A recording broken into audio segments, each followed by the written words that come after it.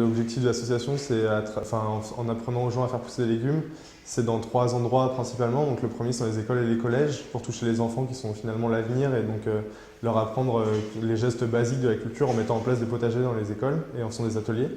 Le deuxième volet, c'est de se mettre dans les pieds d'immeubles avec les bailleurs sociaux pour aussi apprendre à des gens qui vivent dans des grandes tours à cultiver des légumes, à vivre ensemble, à partager ça. Et le troisième volet, c'est de produire de la nourriture en ville et de la vendre comme un maraîchage classique, mais avec une dimension sociale et participative, c'est-à-dire qu'on travaille en groupe avec des bénévoles, des participants qui viennent contribuer à chaque fois à l'acte agricole, entre guillemets.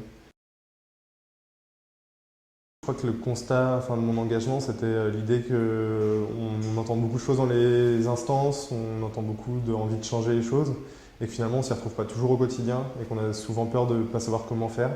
Et donc l'avantage d'être dans une association, c'est d'avoir l'impression de faire tous les jours, provoquer ce changement en tout cas, et d'être en cohérence aussi avec ses idées.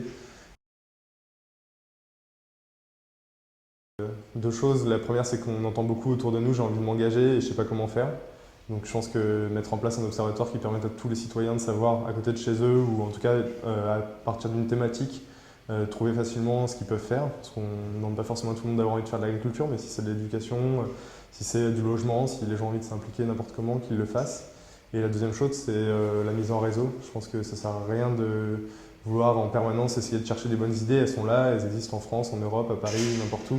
Et donc en les échangeant et en ayant de l'intelligence collective, en échangeant entre nous, on ira beaucoup plus vite que si on bosse tout seul.